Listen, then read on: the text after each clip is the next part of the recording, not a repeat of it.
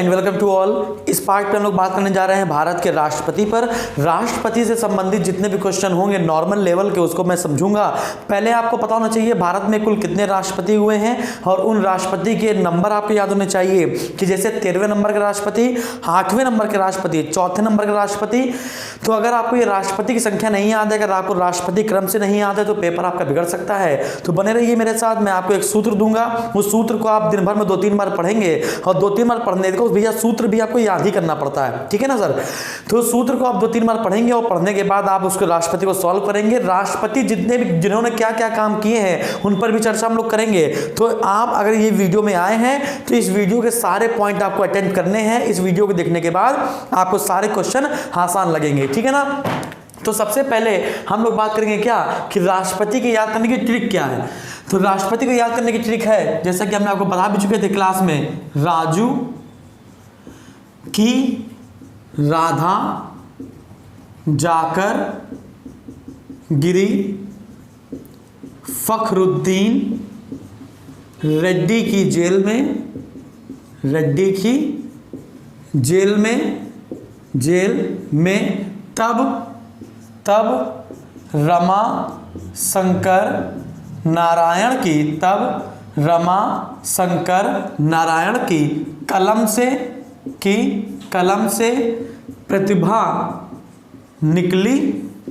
प्रतिभा निकली प्रणव कवि की,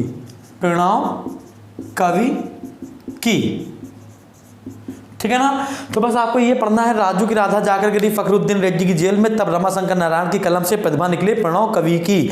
अगर आपने ये 2-3 बार पढ़ लिया है तो आपको सारी चीजें आपको यहाँ पर फिक्स होने वाली हैं। जैसे पहला है राजू, है ना, राजू से है राजेंद्र प्रसाद, तो अभी हम लोग राजेंद्र प्रसाद के बारे में जानेंगे। फिर है राधा का मतलब सर्वपल्ली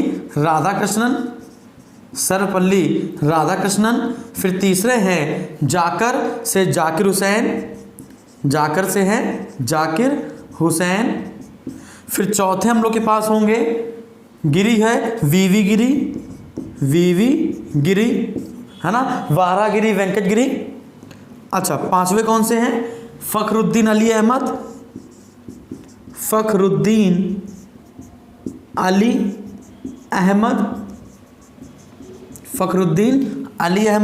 फिर छठे हमारे पास होंगे रेड्डी से नीलम संजीव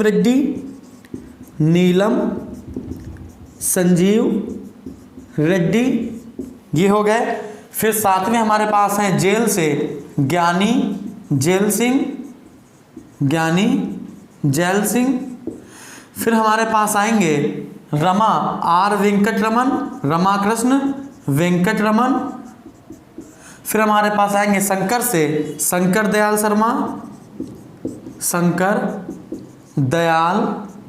शर्मा। फिर हमारे पास आएंगे नारायण से KR नारायणन। अगला आएंगे हमारे पास कलम से, सब लोग जानते हैं, APJ अब्दुल कलाम, अब्दुल पाकिर जैनुलाब्दीन कलाम। फिर आएंगे प्रतिभा पाटिल।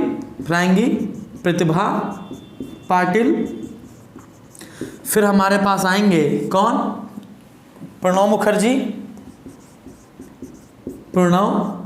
मुखर्जी।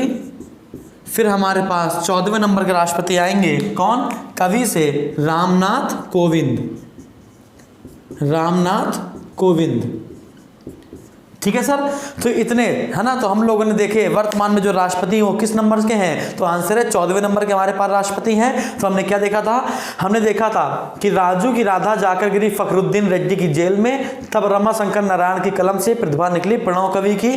तो राजू से हो गया राजेंद्र प्रसाद, सर्वपल्ली राधाकृष्णन, जाकिर हुसैन, वीवी गिरी, फखरुद्दीन अली अहमद, नीलम संजीव रेड्डी, ज्ञानी जैल सिंह, रमाकृष्ण वेंकटरमन, शंकर दयाल शर्मा, KR नारायण, APJ अब्दुल कलाम, प्रतिभा पाटिल, प्रणब मुखर्जी और रामनाथ कवि से कोविंद। क्लियर है? तो ये हम लोगों ने सारे राष्ट्रपति याद करने की कोशिश करी है। अब इनमें से इंपॉर्टेंट क्वेश्चन क्या बनते हैं जरा इसको देखते हैं। तो सबसे पहले आपको इनका कार्यकाल याद रखना चाहिए कि सबसे पहले इससे क्वेश्चन क्या बनेंगे इसको समझते हैं। राजेंद्र प्रसाद, राजेंद्र प्रसाद सबसे लंबे समय तक, राजेंद्र प्रसाद सबसे लंबे समय तक 1950 में चुने गए थे बहुमति से, है ना। 1950 से लेकर 1962 तक ये राष्ट्रपति रहेंगे। तो सबसे लंबे समय तक राष्ट्रपति कौन रहे? डॉक्टर राजेंद्र प्रसाद। सर्वपल्ली राधाकृष्णन पहले उपराष्ट्रपति, और पहले उपराष्ट्रपति के बाद फिर क्या हो गए? दूसरे राष्ट्रपति बन गए। तो इन्हीं के नाम पर हम लोग टीचर डे मनाते हैं, शिक्षक दिवस। जाकिर हुसैन भारत के पहले मुस्लिम राष्ट्रपति, डॉक्टर जाकिर हुसैन भारत के पहले मुस्लिम राष्ट्रपति और कार्यकाल में ही मृत्यु हो गई। तो अगर आपसे पूछा जाए कि कार्यकाल में मृत्यु होने वाले पहले राष्ट्रपति कौन है, तो आपको लगाना है डॉक्टर जाकिर हुसैन। और आपको मैं बता दूं जाकिर हुसैन के बाद बने थे वीवी गिरी। जाकिर हुसैन के बाद वीवी गिरी, जो ये तो राष्ट्रपति बन गए ना, तो यहाँ पर जाकिर हुसैन के मरने के तुरंत बाद वीवी गिरी जो पहले उपराष्ट्रपति थे, तो उपराष्ट्रपति के पद को जब राष्ट्रपति जब मर जाता है तो राष्ट्रपति का कार्यवाही कौन करता है? उपराष्ट्रपति करता है, ठीक है ना। तो जाकिर हुसैन के मर जाने के बाद, कार्यकाल में मृत्यु हो जाने के बाद वीवी गिरी इनकी गद्दी पर बैठे। लेकिन वीवी गिरी को लड़ना था राष्ट्रपति का चुनाव, तो उन्होंने त्यागपत्र दे दिया। तो चीफ जस्टिस जो थे मोहम्मद हिदायतुल्लाह, फिर ये गद्दी पर बैठ गए। फिर वीवी गिरी राष्ट्रपति का चुनाव जीत जाते हैं और वीवी गिरी गद्दी पर बैठ जाते हैं। इसके बाद बैठते हैं फखरुद्दीन अली अहमद। फखरुद्दीन अली अहमद दूसरे मुस्लिम राष्ट्रपति, और कार्यकाल में ही मृत्यु हो गई। और कार्यकाल में जब मृत्यु हो जाती है तब उस समय राष्ट्रपति होते हैं बीडी जत्ती। कौन होता है? बीडी जत्ती, मतलब बसप्पा दनप्पा जत्ती, है ना। बीडी जत्ती गद्दी पर बैठते हैं, है ना। फिर इसके बाद गद्दी पर कौन बैठता है, मतलब एक्टिंग करते हैं राष्ट्रपति बनने की। फिर नीलम संजीव रेड्डी गद्दी पर बैठते हैं। नीलम संजीव रेड्डी निर्विरोध चुने जाने वाले राष्ट्रपति है, मतलब अनअपोज्ड, सबसे युवा राष्ट्रपति और अनअपोज्ड राष्ट्रपति हो गए पहले, ठीक है। हम आते हैं ज्ञानी जैल सिंह, पहले सिख राष्ट्रपति हो गए। ज्ञानी जैल सिंह पहले सिख राष्ट्रपति हो गए और इन्होंने जेबी या पॉकेट वीटो का यूज किया था। जेबी या पॉकेट वीटो का यूज करने वाले पहले राष्ट्रपति हो गए ज्ञानी जैल सिंह। डाक घर अधिनियम में इन्होंने यूज कर लिया था। रमाकृष्ण वेंकटरमन इसके बाद है, फिर है शंकर दयाल शर्मा, फिर है के.आर. नारायण। के.आर. नारायण पहले दलित वर्ग के राष्ट्रपति हैं। पहले दलित वर्ग के राष्ट्रपति कौन हो गए? के.आर. नारायण हो गए। मिसाइल मैन ऑफ इंडिया कौन हो गया? एपीजे अब्दुल कलाम हो गए। और ये दूसरे राष्ट्रपति बने जिन्होंने वीटो का यूज किया। पहले हो गए ज्ञानी जैल सिंह और दूसरे हो गए एपीजे अब्दुल कलाम। इन्होंने जेबी या पॉकेट वीटो का यूज किया था। इन्होंने निलंबनकारी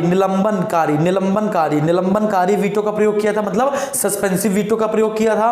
पहली महिला राष्ट्रपति कौन हो गई? प्रतिभा पाटिल हो गई। पहली महिला राष्ट्रपति प्रतिभा पाटिल हो गई, है ना। और यही पहली राष्ट्रपति है जिन्होंने सुखोई विमान चलाया था। प्रणब मुखर्जी पहले वित्त मंत्री थे, फिर बाद में क्या बन गए? प्रणब मुखर्जी राष्ट्रपति बन गए। रामनाथ कोविंद कानपुर नगर से, कानपुर देहात से हैं रामनाथ कोविंद, ठीक है। तो इतनी बात आपको समझ में आई होगी, और इतनी बात आपको समझ में आई तो मैं इसको वन बाय वन आपको धीमे धीमे समझाने की कोशिश करता हूं। तो जो डॉक्टर राजेंद्र प्रसाद है उनका कार्यकाल कितना होगा? 1950 से 1962, 1950 से 1962 तक का राजेंद्र प्रसाद का कार्यकाल होगा। ये सर्वाधिक लंबे समय तक राष्ट्रपति बने रहेंगे। सर्वाधिक लंबे समय तक राष्ट्रपति कौन बना रहा? तो आंसर लगाएंगे doctor Rajendra Prasad. Constitutional assembly 9 दिसंबर 1946 को संविधान सभा की पहली बैठक हुई थी, और उसमें संविधान सभा की पहली बैठक में अस्थायी अध्यक्ष डॉक्टर सच्चिदानंद सिन्हा चुने गए थे। फिर अगली बैठक 11 दिसंबर 1946 को हुई, जिसमें संविधान सभा के स्थायी अध्यक्ष परमानेंट जो चेयरमैन थे वो बना दिए गए थे कौन? राजेंद्र प्रसाद। और लगातार संविधान सभा के अध्यक्ष कौन बने रहेंगे? डॉक्टर राजेंद्र प्रसाद। फिर 24 जनवरी 1950 को हम लोगों ने इनको क्या किया? राष्ट्रपति के रूप में स्वीकार कर लिया। जब तक ये राष्ट्रपति रहेंगे तब तक ये उपराष्ट्रपति रहेंगे, और उपराष्ट्रपति बनने के बाद ये राष्ट्रपति बन जाएंगे। तो ये क्या हो गए? ये पहले उपराष्ट्रपति थे। ये क्या थे? पहले उपराष्ट्रपति थे। ये क्या थे भैया? पहले उपराष्ट्रपति थे। और इनका कार्यकाल कितना होगा? 62 से 67, यानी 1962 से लेकर 1967 तक इनका कार्यकाल होगा। और सर्वपल्ली राधाकृष्णन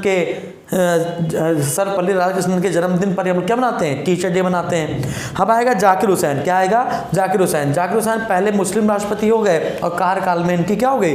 मृत्यु हो गई। तो पहले मुस्लिम राष्ट्रपति हो गए और कार्यकाल में इनकी मृत्यु हो गई। और कार्यकाल में मृत्यु के बाद, है ना, इनके साथ गद्दी पर कौन बैठा? जाकिर हुसैन के बाद गद्दी पर कौन बैठा? वीवी गिरी।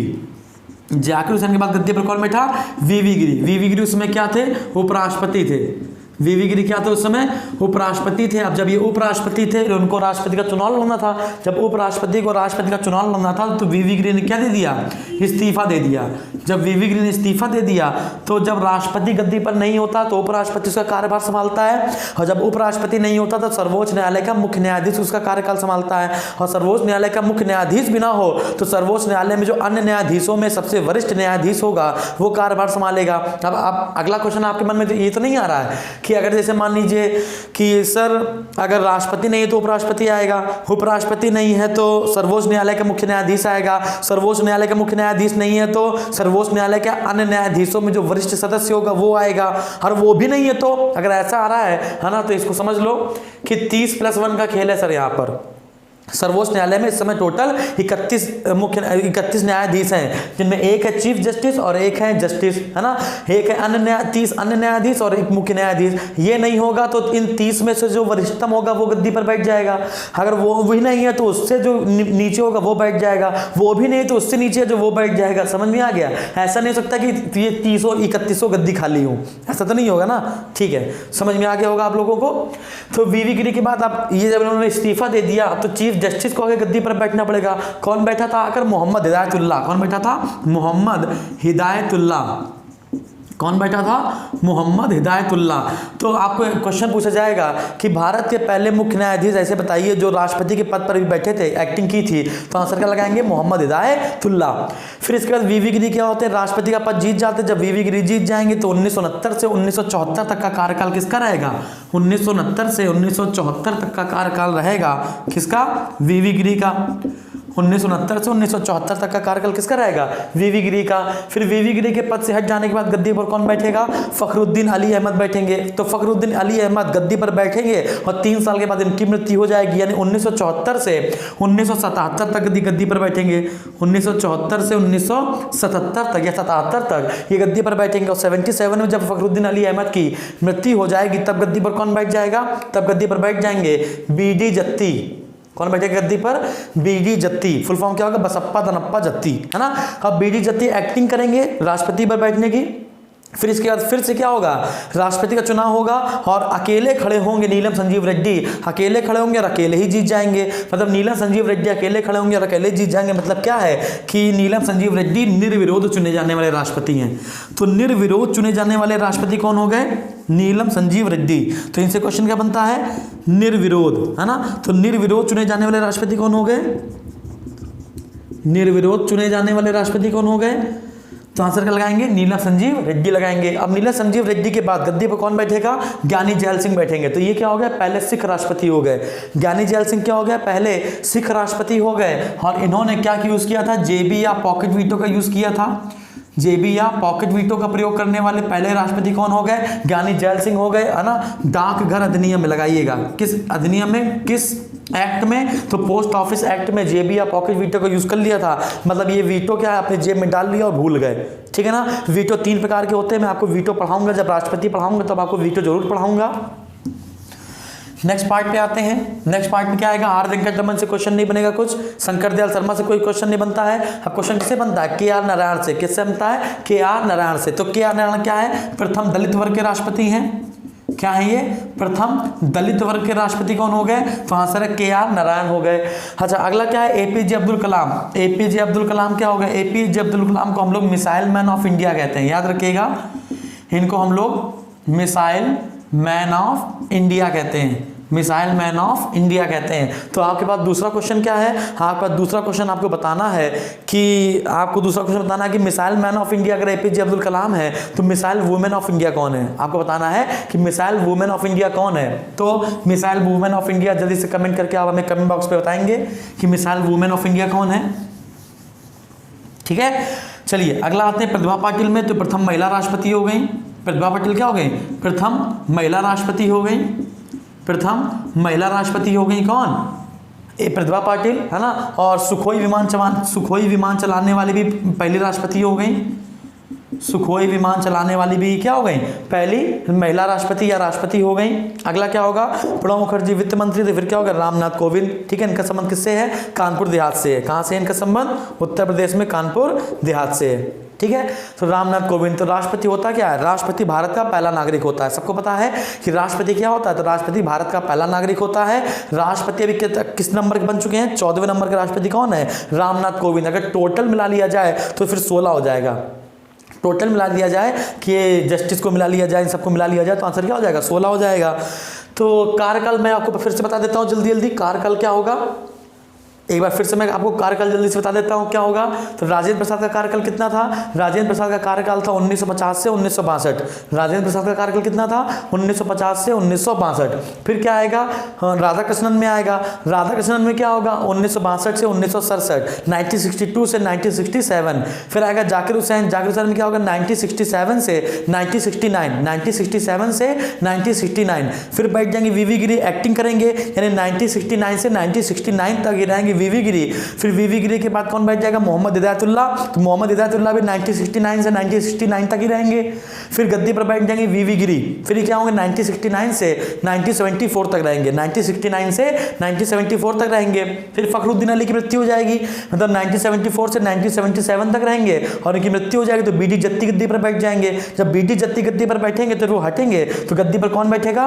नीलम संजीव रेड्डी। तो नीलम संजीव रेड्डी 1977 से 1982, और फिर लगातार सबका 5-5 साल तक चलेगा।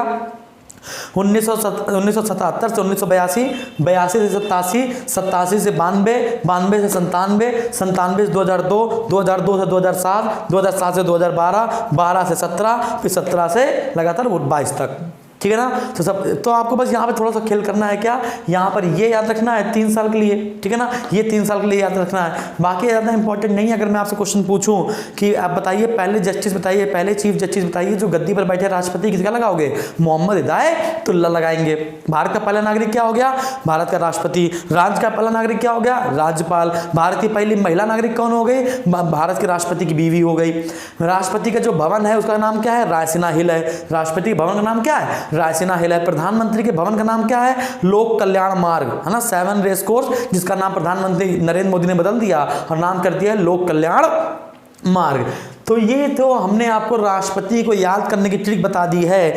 अभी तो खेल बाकी है। अभी तो राष्ट्रपति जिस दिन आपको पढ़ाया जाएगा, कम से कम मान के चलिए 3 से 4 घंटे क्लास होगी उस राष्ट्रपति में। राष्ट्रपति के अंदर ही सारी मंत्री परिषद, लोकसभा और जितने अधिकतर जो बिल होते हैं वो सारे के सारे बिल हम आपको मौजूद करके बताएंगे।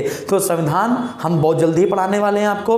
राष्ट्रपति, प्रधानमंत्री, ये सब आपको समझ में आएगा। मंत्रिमंडल क्या होता है, मंत्रिपरिषद क्या होता है, इन सबको कैसे रेगुलेट किया जाता है, कौन चलाता है, कौन नहीं चलाता है। गणतंत्रात्मक राज्य, राजतंत्रात्मक राज्य, प्रजातंत्रात्मक राज्य, उपयोगितावाद, है ना, माओवाद, नक्सलवाद, ये सारे जो वाद वाले हैं, है ना, ये सारे वाद वाली चर्चा हम लोग बहुत जल्दी करने वाले हैं। तो पहले आप इसका क्या लेंगे? स्क्रीनशॉट लेंगे। स्क्रीनशॉट लेने के बाद मेरी बातों को जल्दी जल्दी रिपीट करेंगे। हम चाहें तो इसको बहुत धीमे धीमे बोल सकते हैं।